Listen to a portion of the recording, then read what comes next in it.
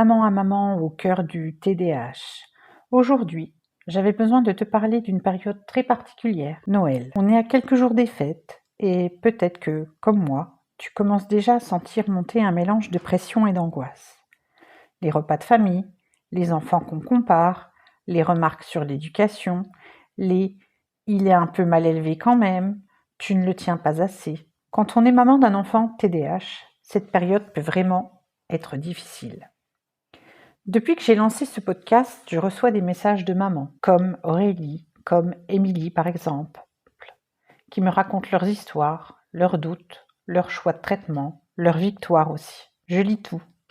Et franchement, ça me touche énormément. Ça me rappelle à quel point on est nombreuses à vivre la même chose, souvent en silence. Alors dans cet épisode, j'avais envie de faire 2 choses pour toi. D'abord, te redonner un peu de légitimité, en expliquant d'où vient le trouble de l'attention. Et pourquoi ce n'est ni une mode, ni une excuse, ni un caprice de parents modernes. Et ensuite, te parler concrètement de cette période de Noël. Pourquoi nos enfants sont souvent en difficulté dans ces moments-là. Et comment tu peux te protéger un peu, toi, et protéger ton enfant des jugements. Parce que le TDAH, ce n'est pas nouveau. On en parle depuis peu dans les médias, mais dans la littérature et dans l'histoire de la médecine, on retrouve des descriptions d'enfants TDAH depuis des siècles. Et depuis plus de 50 ans, il est reconnu officiellement dans les grandes classifications internationales, comme un trouble du neurodéveloppement. Ton enfant n'est pas mal élevé.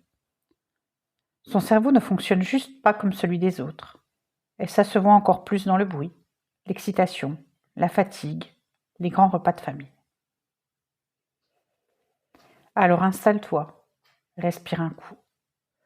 Cet épisode, c'est un peu une bulle pour toi, pour te rappeler que tu n'es pas seul, et que ce que tu vis à Noël, d'autres mamans le vivent aussi.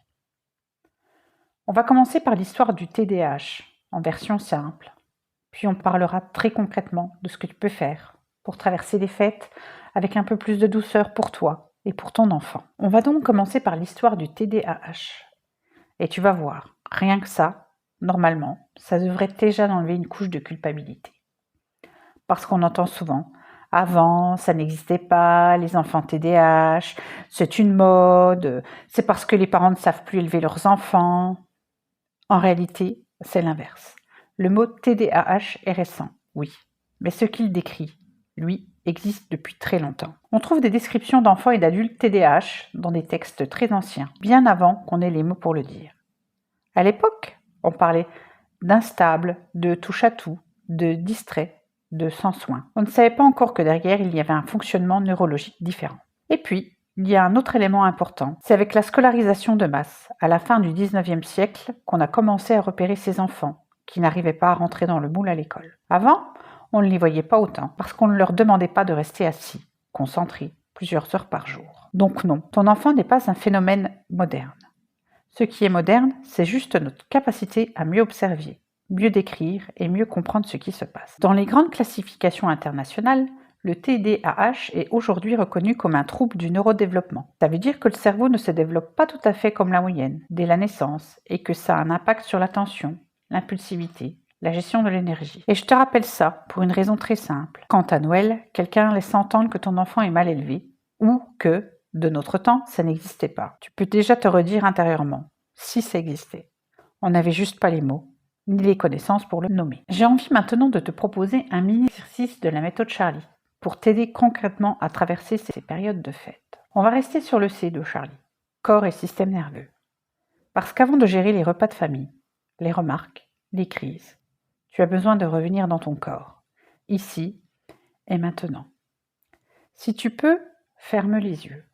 Sinon, garde-les ouverts, mais prends juste ce moment pour toi. Inspire profondément par le nez et souffle lentement par la bouche, comme si tu soufflais dans une paille. Encore une fois, inspire, souffle. Et pendant que tu respires, je vais te proposer une image. Imagine que tu es assise à table à Noël. Il y a du bruit, du mouvement, peut-être des regards qui jugent ton enfant. Et là, plutôt que de te tendre d'un coup, tu te rappelles juste 3 choses. Le TDAH de ton enfant n'est pas une mode. Son cerveau fonctionne différemment et tu fais de ton mieux et tu fais du mieux que tu peux. Tu as le droit de poser tes limites, sortir prendre l'air, écourter un repas, créer un coin calme. Ce n'est pas abandonner, c'est protéger ton enfant et te protéger toi. Tu n'es pas seul. D'autres mamans vivent la même chose que toi en ce moment même. Inspire encore une fois. Et en soufflant, tu laisses partir un tout petit morceau de culpabilité.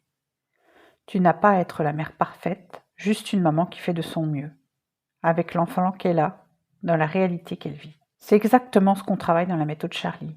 Revenir d'abord dans ton corps, dans ta respiration, pour ne plus être en mode survie en permanence, et retrouver un peu de calme intérieur, même quand l'extérieur est chaotique. Si ce petit exercice t'a fait du bien et que tu veux aller plus loin avec la méthode Charlie, je te mettrai toutes les infos en description de l'épisode. Si cet épisode t'a parlé, surtout, ne garde pas ça pour toi. Envoie-le à une maman qui appréhende Noël avec son enfant TDAH. Juste ce geste-là, ça peut lui faire sentir qu'elle n'est pas seule.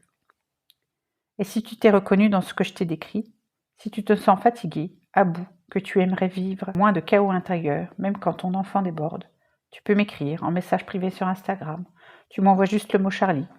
Et je t'expliquerai tranquillement comment fonctionne la méthode Charlie. Et on verra ensemble si c'est le bon moment pour toi. Merci d'avoir passé ce moment avec moi. On traverse tout ça, maman à maman. On se retrouve dans le prochain épisode.